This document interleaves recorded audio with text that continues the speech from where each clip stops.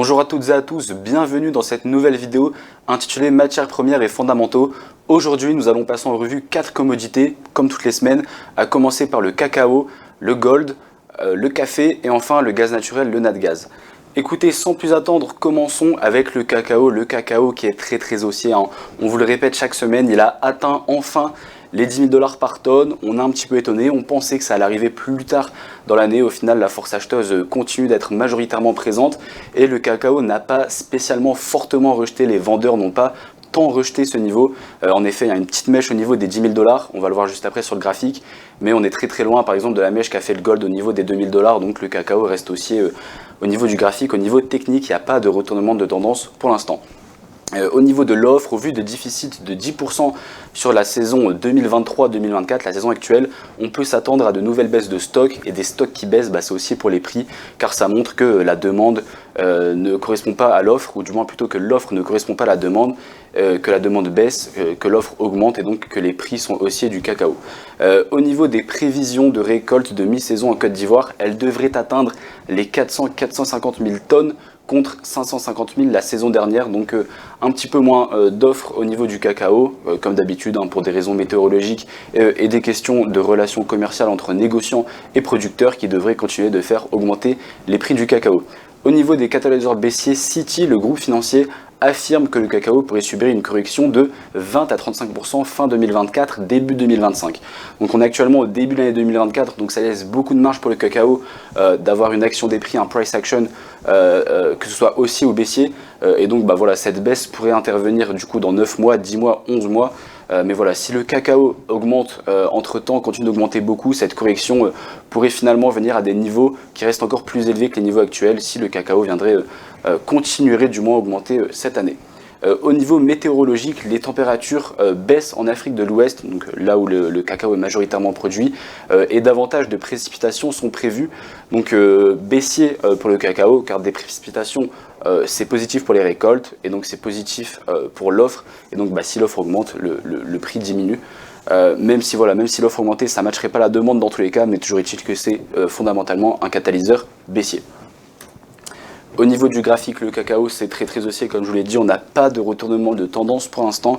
Même au niveau du RSI, on a une divergence baissière marquée par les lignes rouges, mais celle-ci va potentiellement être cassée si le cacao continue de faire ce qu'il fait depuis des semaines, depuis des mois. Rien qu'avec cette bougie verte en weekly, il faudra voir la clôture très importante. Mais voilà, si cette bougie verte vient dépasser le plus haut à 10 000 $, on pourrait casser cette résistance rouge au niveau du RSI, et donc la divergence haussière sera invalidée. C'est ce qui s'est passé déjà dans le passé. À ce niveau-là, on avait une divergence baissière, du coup que j'ai même pas mis sur le graphique car elle a été invalidée, qui a été cassée à ces niveaux-là quand le cacao a dépassé ses plus historiques. Donc pour l'instant, pas de retournement de tendance pour le cacao de manière technique. Au niveau de l'or, du gold sur Xstation 5, l'or a retrouvé le niveau des 2200 $. Après avoir méché les 2000 $ il y a de cela quelques mois, et d'avoir méché plus ou moins fortement, la bougie n'était pas très belle au niveau des 2200 $ la semaine dernière, le gold les a retrouvés aujourd'hui, ce matin il était à 2200 $, et pour l'instant pas spécialement de force vendeuse, donc les opérationnels, les institutionnels continuent d'être haussiers sur l'or. Au niveau du rapport entre le prix du cuivre et le prix du gold, celui-ci indique que les rendements obligataires sont actuellement beaucoup trop élevés. Des rendements obligataires trop élevés sous-entendent qu'ils devraient diminuer, et des rendements obligataires qui diminuent, c'est haussier. Pourquoi ? Car les institutionnels, les gros portefeuilles qui ont des investissements sur les trésoreries à 10 ans, donc les rendements obligataires d'échéance 10 années américaines, pourraient décider, si ces rendements obligataires diminuent, de faire une rotation de leur liquidité vers le gold, vers l'or, considéré comme la valeur refuge par excellence, et donc cela serait haussier pour les prix. Au niveau de la politique monétaire de la Fed, celle qui contrôle les marchés américains et même mondiaux, si celle-ci entame un cycle de réduction des taux au milieu de l'année, cela pourrait faire monter les prix de l'or à des plus hauts historiques. Pourquoi ? Car le gold et le dollar sont négativement corrélés. Cela signifie que quand le dollar augmente, le gold baisse, et inversement, quand le dollar diminue, le gold monte. Si les taux venaient à être diminués en juin, selon le consensus actuel, cela pourrait faire baisser le prix du dollar et donc augmenter les prix de l'or, du gold. Au niveau des prévisions des banquiers, nos amis banquiers situent l'or aux alentours des 2200-2500 $ l'once pour fin 2024. On a déjà atteint les 2200, donc la cible institutionnelle semblerait se situer au niveau des 2500 $, du moins selon leurs prévisions. Au niveau des catalyseurs baissiers, qu'est-ce qui empêche actuellement le gold de partir à la verticale? Et bien tout simplement le dollar qui reste très fort, très résilient par rapport aux autres devises. Donc à voir ce qui se passera sur le dollar si les taux américains, les taux d'intérêt directeur venaient à diminuer. Et enfin le gold, donc l'or, montre des signes de surévaluation par rapport à sa moyenne sur un an. Donc, graphique très intéressant, je vais essayer de prendre le temps pour vous l'expliquer. C'est depuis mai 2023 la corrélation entre le ratio cuivre-or et le rendement à 10 ans, le Treasury 10 ans américain. Qu'est-ce qu'on remarque? C'est que le 10 ans Treasury américain suit ce ratio. Quand le ratio cuivre-gold augmente, le Treasury à 10 ans augmente. Quand le ratio cuivre-or diminue, le Treasury à 10 ans diminue. Et actuellement, le ratio a fortement diminué de 4%, donc les deux échelles c'est en pourcentage pour précision, donc a du moins augmenté à 4%, et le Treasury à 10 ans reste à ces niveaux-là, au niveau des 4,25. Donc cela sous-entend que les rendements obligataires devraient diminuer, et qui dit des rendements obligataires qui diminuent, dit un gold qui en profite. Passons sur le café Coffee, ticker sur Xstation 5. Catalyseurs aussi, ils sont très peu. Les prix du Robusta atteignent des sommets historiques, mais cela ne suffit pas pour le café. Et enfin, la météo reste sèche au Vietnam.